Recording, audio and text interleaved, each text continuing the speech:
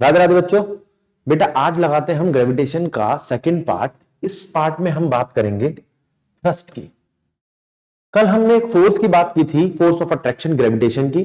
आज जिसकी बात कर रहे हैं ये भी फोर्स ही है। थ्रस्ट भी एक तरीके की फोर्स है, लेकिन कैसी फोर्स है इसके बारे में बात करते हैं। पहले देखिए, मान लीजिए,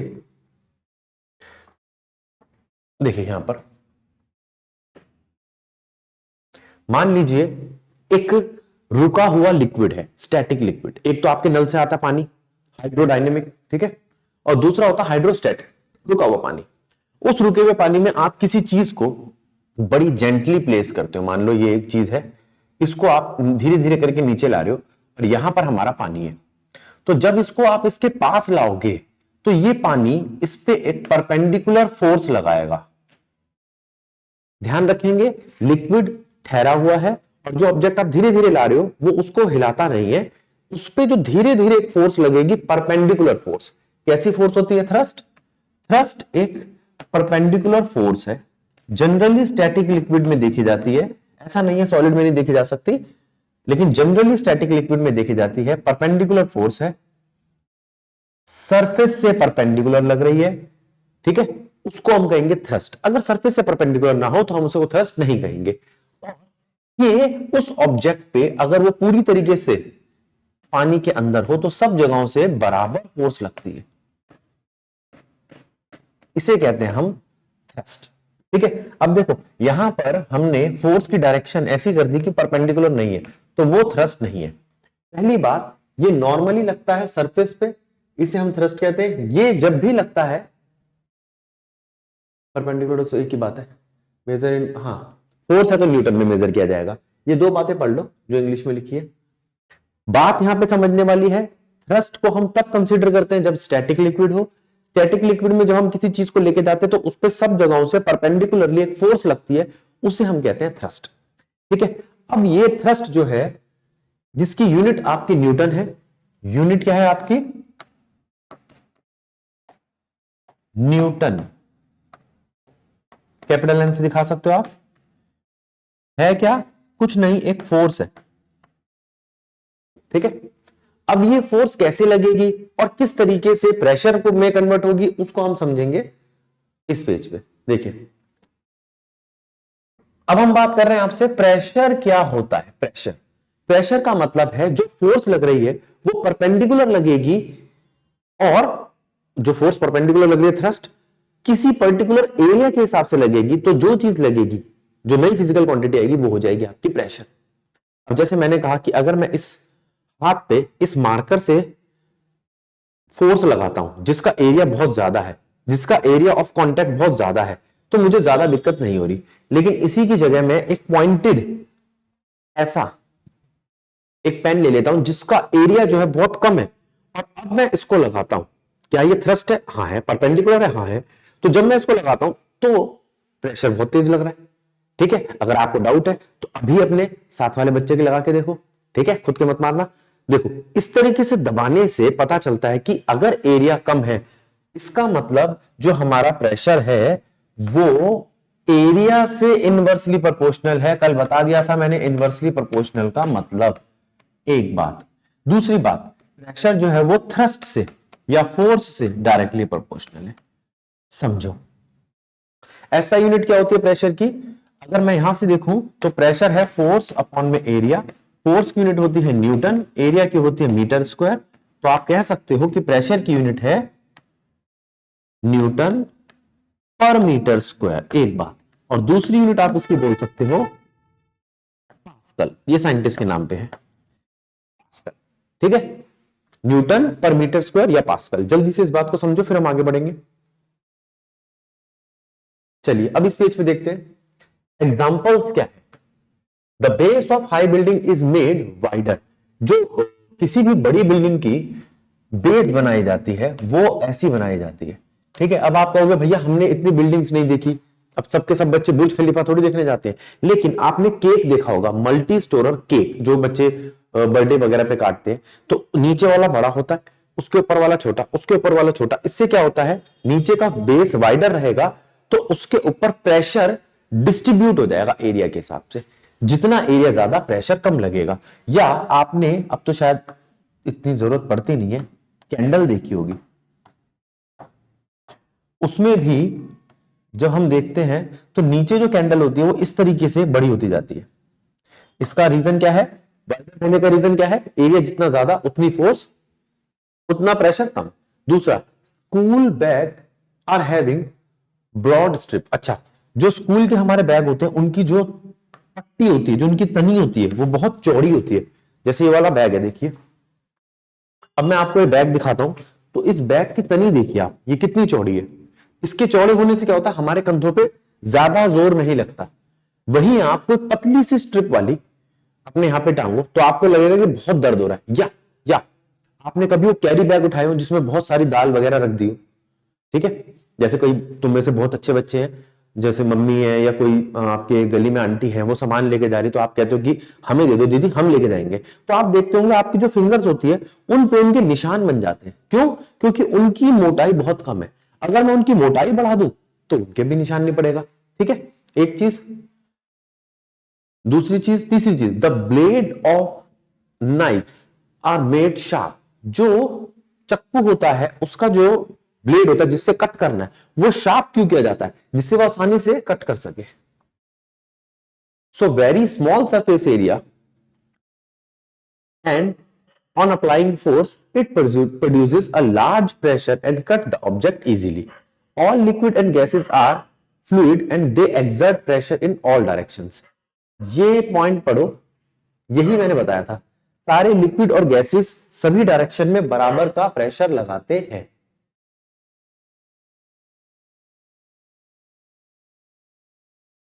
चलिए आगे चलते हैं। अब देखिए क्या कहता है।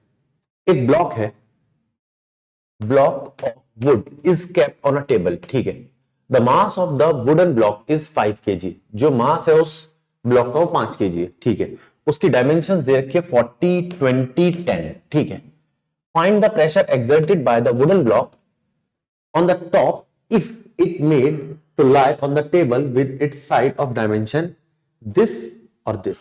ठीक है, एक डब्बा है भैया, वो एरा डब्बा, जिसकी साइड दे रखी है 5 सेंटीमीटर, 20 सेंटीमीटर, 10 सेंटीमीटर। ठीक है, अब वो कहता है पहले तो उसने हमें केजी दे दिया, तो फोर्स क्या होता है? mg। मास है 5 kg, जी ले लिया मैंने 10, तो मेरे पास जो फोर्स बैठा वो बैठा 50 न्यूटन। हमारे पास जो फोर्स बैठा वो बैठा 50 न्यूटन। एक बात। दूसरी बात, अब इसी फोर्स को मैं थ्रस्ट कह दूं, कोई दिक्कत तो नहीं है? एक काम हो गया। Find the pressure exerted by the wooden block. ठीक है, उसके लिए मुझे एरिया निकालना पड़ेगा। केस ए में एरिया कितना है? डायमेंशन है 20 सेंटीमीटर। बेटा गलती मत करना, इसे मीटर में कन्वर्ट करना, और 10 सेंटीमीटर। ठीक है, अब जरा ध्यान दो, 20 सेंटीमीटर और 10 सेंटीमीटर कितने हो गए? 20 मल्टीप्लाई में 10, 200, 10 की पावर -4, ये हो गया 2 इंटू 10 की पावर -2 मीटर स्क्वायर। ये आपका एरिया है। तो यहां से प्रेशर कितना आएगा? Force per unit area. Force कितनी है? 50 न्यूटन। और एरिया कितना है यहां पे आपका? 2 इंटू 10 की पावर -2। देखो, ये है आपका प्रेशर ए पॉइंट पे। ठीक बात है। दूसरा, बी पॉइंट पे एरिया कितना आएगा? इस बार एरिया आएगा 40 सेंटीमीटर मल्टीप्लाई में 20 सेंटीमीटर, यानी कि 810 की पावर -4 मीटर स्क्वायर। तो ये कितना बैठा आपका? 8 इंटू 10 की पावर -2। तो यहां से आपका प्रेशर कितना आएगा? Force per unit area, force कितनी है? फिर से 50 न्यूटन, और एरिया कितना है? 8 इंटू 10 की पावर -2। 2 मिनट के लिए वीडियो पॉज करो और पूरा नोट करो। कर लिया नोट? चले आगे। चलिए अब ध्यान दीजिए क्या कहता है। अच्छा, ये भैया ने बता दी कि दो सरफेस थी ना बेटा, मैं आपको एक काम करता हूं, पूरा समझा देता हूं इस पे। मान लो एक 3D ऑब्जेक्ट है, 3D है क्या इसमें? देखो, नहीं बना, अच्छा कलर, ये देखो, ये एक 3D ऑब्जेक्ट है बेटा, यहां पे मैंने एक 3D ऑब्जेक्ट बना दिया है। इस 3D ऑब्जेक्ट में कौन कौन सी सरफेस होती है उस पर ध्यान देना। इस वक्त ये सरफेस जमीन से लगी हुई है, ठीक, तो मैं जब एरिया देखूंगा तो सिर्फ इसका देखूंगा, मुझे और किसी चीज का मतलब नहीं है। ये हो गई आपकी लेंथ और ये हो गया आपका ब्रेथ।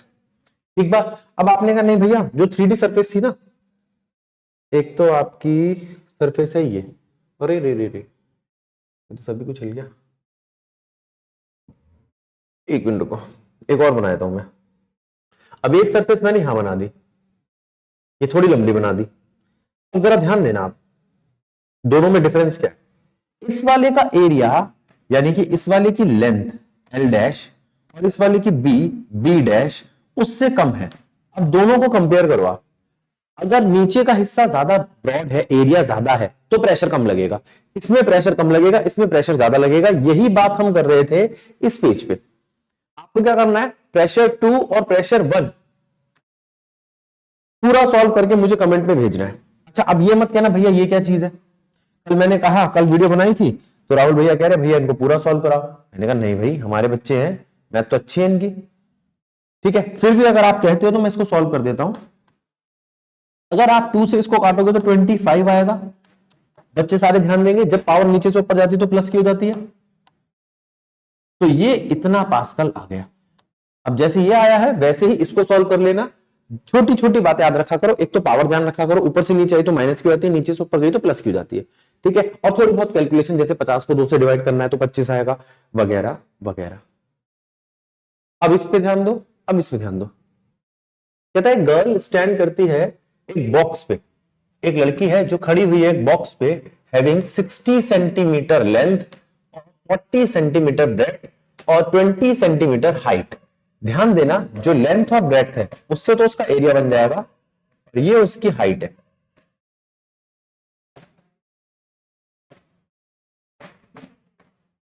अब चेक करो, इन 3 वेज, ठीक है, in which of the following case the pressure exert by the brick will be maximum. किसमें प्रेशर मैक्सिमम होगा। अच्छा, अब मैं यहां देखता हूं कि मेरे को लेंथ कितनी दी है, ब्रेथ कितनी दी है और हाइट कितनी दी है। यहां लेंथ दी है मुझे 40, ब्रेथ दी है मुझे 20, नहीं सॉरी, लेंथ दी है 60, ब्रेथ दी है 40 और हाइट दी है 20, ठीक है। अगर मैं लेंथ और ब्रेथ दोनों को लेता हूं तो एरिया आता है मेरा L इंटू बी, 60 इंटू 40, ठीक है। अच्छा ध्यान रखना, यहां सेंटीमीटर सेंटीमीटर का स्क्वायर है। मैं आपको एक बात बता दूं, सेंटीमीटर में जो सेंटी होता है वो 10 की पावर -2 होता है। अगर मैं सेंटीमीटर का स्क्वायर करूंगा तो इसका भी स्क्वायर होगा और ये बन जाएगा 10 की पावर -4। इस बात को आप सब बच्चे याद कर लो, थोड़ा सा समझ लो। अब मैं इसको यहां पर बना रहा हूं 10 की पावर -4 मीटर स्क्वायर, और ये दोनों मिलके क्या बन जाएंगे 2400, 2400, ठीक है। तो 2400 को 10 की पावर -4, एक तो ये आया हमारा। आप चाहो तो इसको छोड़ दो अभी, क्योंकि सबके पास यही आएगा, 10 की पावर -4 सबके पास कॉमन है। दूसरा एरिया कितना आ रहा है, length into height, length into height कितना हुआ 60 इंटू 20, 1200, 10 की पावर -4 मीटर स्क्वायर, ठीक है। तीसरा कितना आया, ब्रेथ इंटू हाइट, 40 इंटू 20, वो कितना आया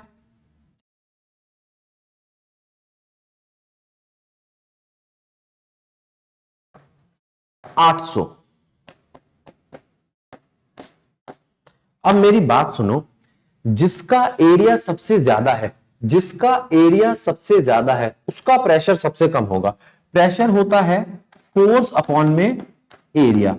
इनवर्स रिलेशन। तो प्रेशर वन का एरिया सबसे ज्यादा है, A1 सबसे ज्यादा है तो P1 सबसे कम होगा, फिर आएगा P2, फिर आएगा P3। अब बात को समझो, अगर मैं लेंथ और ब्रेथ मल्टीप्लाई करता हूं तो एरिया सबसे ज्यादा आता है, प्रेशर सबसे कम आएगा।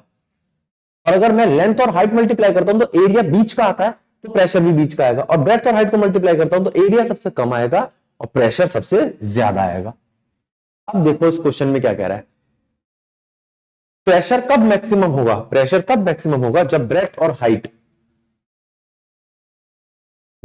का है, ब्रेथ लेंथ ब्रेथ विड्थ, हाँ विड्थ बोल लो उसको, ठीक है। चलिए मैंने हाइट बोल दिया, उसने विड्थ बोल दिया, एक ही बात है। समझिए इस पेज को, 2 मिनट के लिए वीडियो पॉज कीजिए, सारा नोट कीजिए और आगे बढ़िए। चलिए आगे चलते हैं। अब वो कहता है डेंसिटी क्या होती है,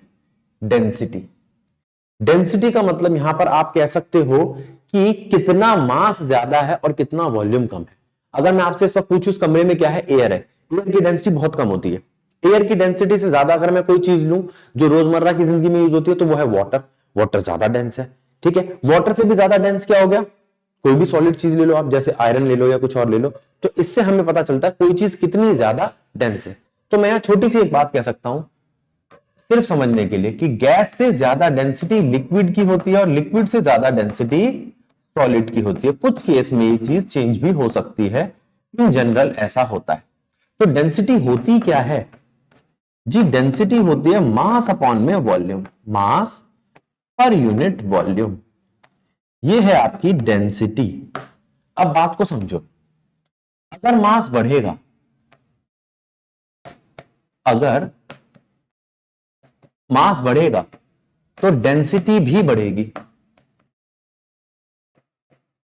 अगर वॉल्यूम बढ़ेगा तो डेंसिटी कम होगी, डिक्रीज होगी। ये यहां से हमने समझा डेंसिटी का कंसेप्ट, ठीक है। तो mass per unit volume is mass density. और चीजों की भी डेंसिटी होती है, हम धीरे धीरे आगे क्लासेस में जाएंगे तो समझेंगे।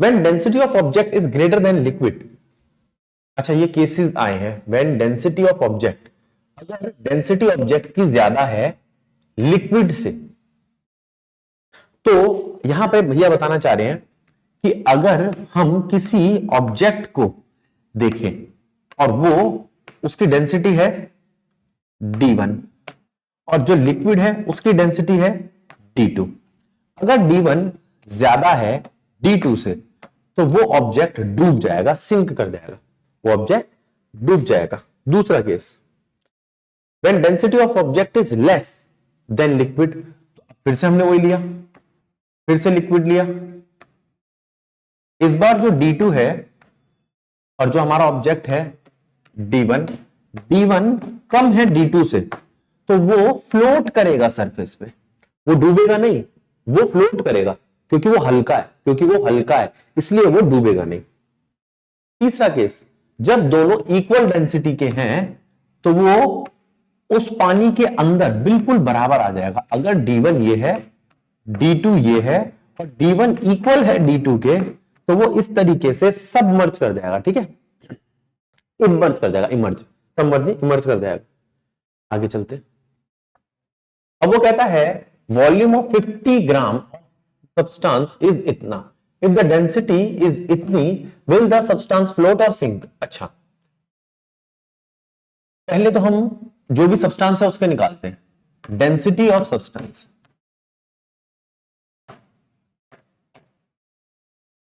किसी चीज की डेंसिटी हमने D1 कही, वो है मास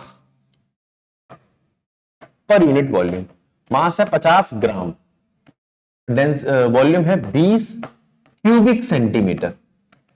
मैंने इसको सॉल्व किया तो कितना आया, 0 से 0 कट गया, अगर 5 को 2 से काटूंगा तो 2.5 आएगा, 2.5 ग्राम पर क्यूबिक सेंटीमीटर, ग्राम पर क्यूबिक सेंटीमीटर। डेंसिटी 2, ये किसकी है, ये वाटर की है, डेंसिटी ऑफ वाटर।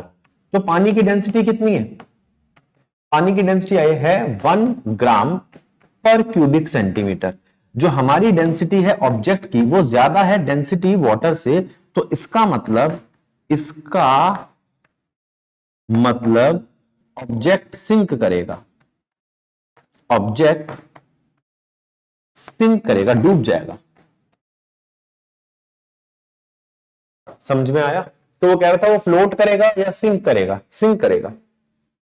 पहले इसको पढ़ लो एक बारी, फिर वीडियो रुको, इसको पूरे को रीड करो, फिर हम आगे बढ़ते हैं। चलिए, वॉल्यूम ऑफ 500 ग्राम, फिर से मास आ गया। सील्ड पैकेट इज इतना। विल द पैकेट फ्लोट और sink in water if the density is 1? ठीक है, फिर से वही करेंगे हम। जो डेंसिटी है ऑब्जेक्ट की, या क्या नाम बोला इसने, पैकेट की, वो हम निकालेंगे।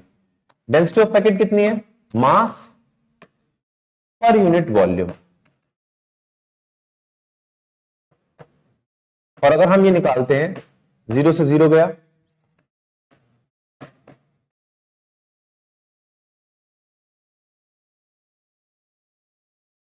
3 3 3 4, 2 बचा 3, ये आया हमारा। और डेंसिटी वाटर की कितनी दी हुई है उसने? 1 ग्राम पर क्यूबिक सेंटीमीटर। क्या डेंसिटी वाटर की कम है डेंसिटी ऑफ पैकेज से? तो इसका मतलब वो जो पैकेज है वो सिंक करेगा, डूब जाएगा। समझो जल्दी से। चलिए आगे चलते हैं। बायोन्सी, अब इसका क्या मतलब है? होता क्या है, जब भी हम किसी चीज को पानी में डालते हैं तो पानी से वो जो मैंने बताया था थ्रस्ट लगता है, वो जो चीज ऊपर की तरफ धक्का मारती है। अगर मान लो ये लिक्विड है, पानी मैंने गलत बोला, कोई भी लिक्विड हो सकता है, उसके अंदर मैं इस ऑब्जेक्ट को नीचे लेके जा रहा हूं। जब मैं इस ऑब्जेक्ट को नीचे लेके जाऊंगा, या यूं समझ लो सरफेस पे टच कर दूंगा, तो ये पानी इसको ऊपर की तरफ धक्का देगा, ऊपर की तरफ धक्का देगा। वो धक्का थ्रस्ट है। ऊपर की तरफ है तो अप थ्रस्ट है। ऊपर अप थ्रस्ट मतलब धक्का, धक्का मतलब फोर्स। एक अप थ्रस्ट लगेगी, वो अप थ्रस्ट उसको उठाने की कोशिश करेगी। अगर वो ज्यादा फोर्स लगाएगा, अब यहां दो चीजें होंगी, ये ऑब्जेक्ट नीचे की तरफ लगाएगा अपना वेट, वेट है ग्रेविटेशनल फोर्स। अगर ग्रेविटेशनल फोर्स जीत गई, और दूसरी चीज है, एक तो हुआ वेट ग्रेविटेशनल फोर्स, और एक है अप थ्रस्ट। कौन जीता ये पता लगाना है हमें। अगर अप थ्रस्ट जीत गया, अगर अप थ्रस्ट जीत गया वेट से, तो फ्लोट करेगा, तो ऑब्जेक्ट फ्लोट करेगा। बी, अगर अप थ्रस्ट कम है और वेट ज्यादा है, तो ऑब्जेक्ट सिंक कर जाएगा, डूब जाएगा, तो ऑब्जेक्ट डूब जाएगा। तीसरा, अगर अपथ्रस्ट, हो सकता है कि अपथ्रस्ट जितना लगा रहा है उतना ही वेट लग रहा हो, तो वो ऑब्जेक्ट फ्लोट। इसको आप कह सकते हो, इस सिचुएशन को वो उसके अंदर इमर्ज कर जाएगा। ठीक है, समझो, इसे बोलते हैं हम बायोन्सी या बायोन्ट फोर्स। ठीक है, when an object immersed in liquid, it experiences upward force on it due to liquid. This force is called buoyant force and the phenomenon is called buoyancy. चलिए अगला page. In what direction does the buoyant force on an object immersed in liquid act? हमेशा ऊपर की तरफ, against the gravitational force, हमेशा ऊपर की तरफ, upward. The cork floats, जो कॉर्क होता है लकड़ी का, वो तो आपका फ्लोट कर रहा है, जबकि जो नेल है वो सिंक कर गई। This is because of the difference in their densities. The density of cork is lesser than density of water. This means that the upthrust of water on cork is greater than the weight of cork, so it floats. और इसके बिल्कुल उल्टा, जो nail है उसकी density ज्यादा है water से, इसलिए वो सिंक कर गया। ठीक है, why does a block of plastic release under water come up to the surface of water? ऐसा इसलिए होता है क्योंकि जो प्लास्टिक का ब्लॉक है वो पानी के साथ ऊपर इसलिए आता है क्योंकि डेंसिटी जो होती है उस ब्लॉक की कम होती है पानी से। ठीक है, इस वजह से जो पानी की फोर्स है, पानी की जो बायोन फोर्स है, वो जीत जाती है उस प्लास्टिक के ब्लॉक के वेट से, यानी कि उसकी ग्रेविटेशनल फोर्स से, इसलिए वो ऊपर आता है। पूरा रीड कर लो फिर हम आगे चलेंगे। चलिए, आर्किमिडीज प्रिंसिपल क्या कहता है? When a body is immerse fully और partially in a fluid, it experience an upward force that is equal to the weight of fluid displaced by it. अब मैं आपको समझाता हूं। अगर मान लीजिए एक ऑब्जेक्ट है जिसको मैंने पानी में रखा, यहां तक पानी था, पहले ये लेवल था पहले पानी का, ठीक है, ये लेवल था, यहां पर अभी सिर्फ पानी है। दूसरा केस, मैंने इसी चीज को लिया और इसके अंदर इस पानी को थोड़ा सा उठाया। ध्यान दो, तो मैं कह रहा हूं ये जो पानी है आपका, ये जो पानी है, इस पानी में अब मैं एक चीज, मान लो मैंने ये चीज बना ली एक,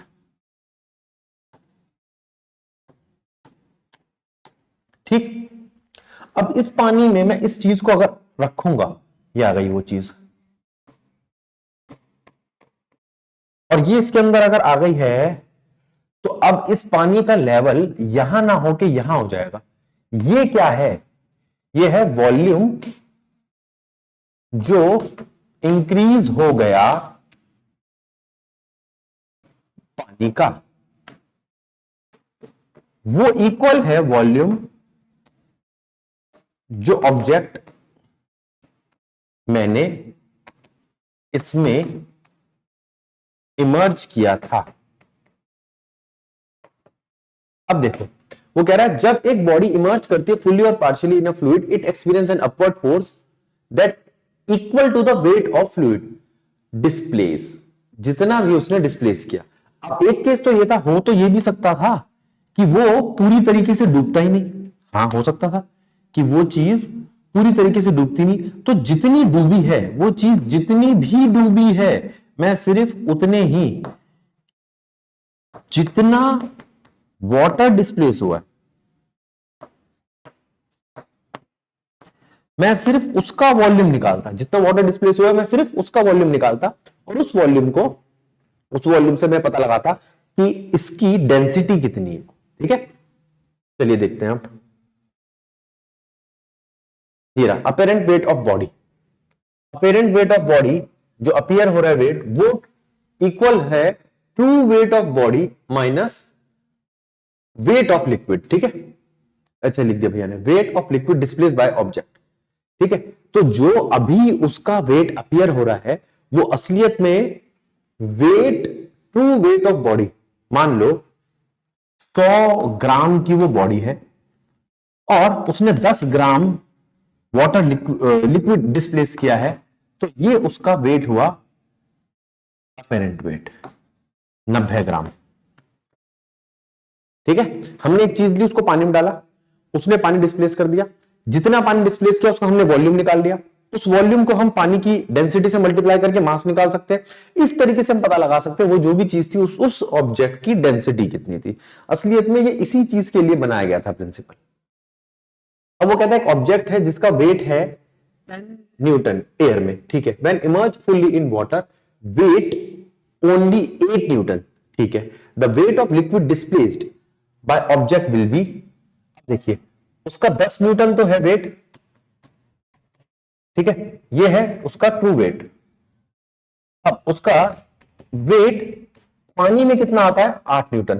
तो वो कितना लिक्विड उसने डिस्प्लेस किया? वेट ऑफ लिक्विड डिस्प्लेस्ड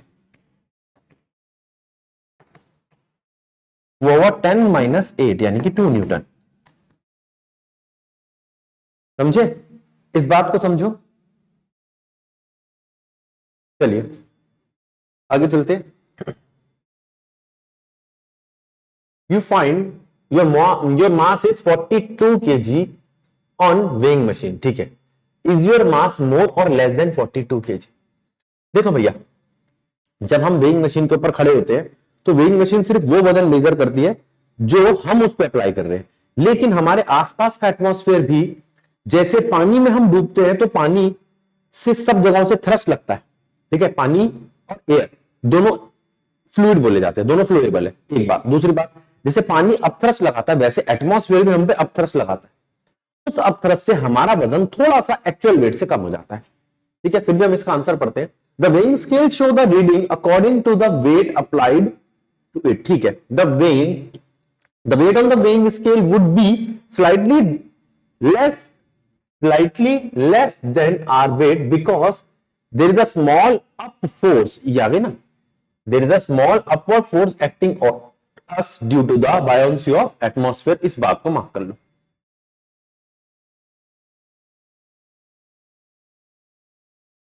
ठीक है।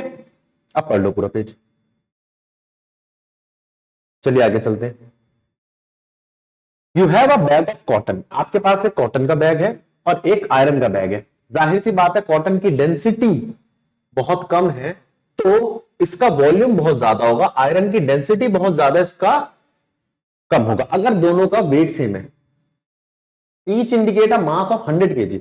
एक तो इतना सा आ गया आपका, एक बैग आ गया जिसमें 100 किलो लोहा है, और एक बहुत बड़ा बैग है जिसमें 100 किलो रुई है। उन दोनों को आपने मेजर किया, ठीक है, वो दोनों 100 किलो की है, ठीक है। In reality one heavier than other, can you say which one is heavier and why? देखो भैया, जो एयर है, नो सॉरी एयर कह रहा हूं, क्या नाम था इसका, कॉटन है, उस कॉटन का वॉल्यूम बहुत ज्यादा है। कॉटन का वॉल्यूम बहुत ज्यादा तो वो एटमॉस्फेयर को डिस्प्लेस भी बहुत ज्यादा कर रही है। अगर वो एटमॉस्फेयर को डिस्प्लेस ज्यादा कर रही है तो एटमॉस्फेयर उसके ऊपर जो अपथ्रस्ट लगा रहा है, जो उसको हल्का कर रहा है, वो बहुत ज्यादा है एज कंपेयर टू आयरन। इसका मतलब जो हम मेजर कर रहे हैं कॉटन को, वो 100 किलो से काफी ज्यादा है, क्योंकि उसके ऊपर एटमॉस्फेयर का अपथ्रस्ट लग रहा है। लेकिन आयरन का भी 100 किलो से ज्यादा है, लेकिन उतना नहीं है क्योंकि उसका वॉल्यूम बहुत छोटा है। चलिए अब एक बार इसका आयरन आंसर पढ़ते हैं। Cotton bag is heavier than the iron bag as it experience a large area thrust than iron bag. क्यों? क्योंकि कॉटन बैग की डेंसिटी कम होती है, उसका वॉल्यूम ज्यादा होता है, इसलिए उसका एयर थ्रस्ट भी ज्यादा होगा। आगे चलते हैं। A ship made up of iron float in water, ठीक है। अच्छा, अभी हमने बोला था आयरन की निकल तो डूब जाती है, लेकिन शिप को जब बनाया जाता है तो उसको कुछ इस तरीके का बनाया जाता है कि उसका जो सरफेस एरिया होता है वो बढ़ा दिया जाता है और उसके अंदर एयर आ जाती है, हवा आ जाती है। उस वजह से उस पूरी चीज की उसके शेप के हिसाब से डेंसिटी कम हो जाती है, इसलिए वो आराम से फ्लोट करती है। The large space inside the ship enable it to displace a volume of water much greater than that actual volume of iron that was used in the construction. So the weight of water is greater than the weight of ship. ठीक है, ये आपकी बात लिखी हुई है, इसने पानी को डिस्प्लेस किया, वेट शिप का इतना है, ये सरफेस ऑफ वाटर है, तो जितना वेट है उससे ज्यादा तो पानी को डिस्प्लेस कर रही है, इसलिए बड़े आराम से फ्लोट करती है। ठीक है, अंदर क्या भरी हुई है? अंदर एयर है। ठीक है, चलिए आर्किमिडीज प्रिंसिपल की क्या एप्लीकेशन है? पहली तो ये जो अभी हमने शिप बनाई, it is used in designing ship and submarines. Lactometer का मतलब होता है जो ये पता लगाता है दूध की डेंसिटी कितनी है, कहीं दूध में पानी तो नहीं मिला दिया। तो which are used to determine the purity of sample of milk. Hydrometer, ये भी इसी तरीके से डेंसिटी ऑफ लिक्विड्स, अलग अलग लिक्विड्स की डेंसिटी को पता लगाने का काम आता है। ठीक है, तो इन सब में हमारी मदद किसने की? आर्किमिडीज भाई साहब ने। अब चलते हैं अगले पेज पे। समाप्त।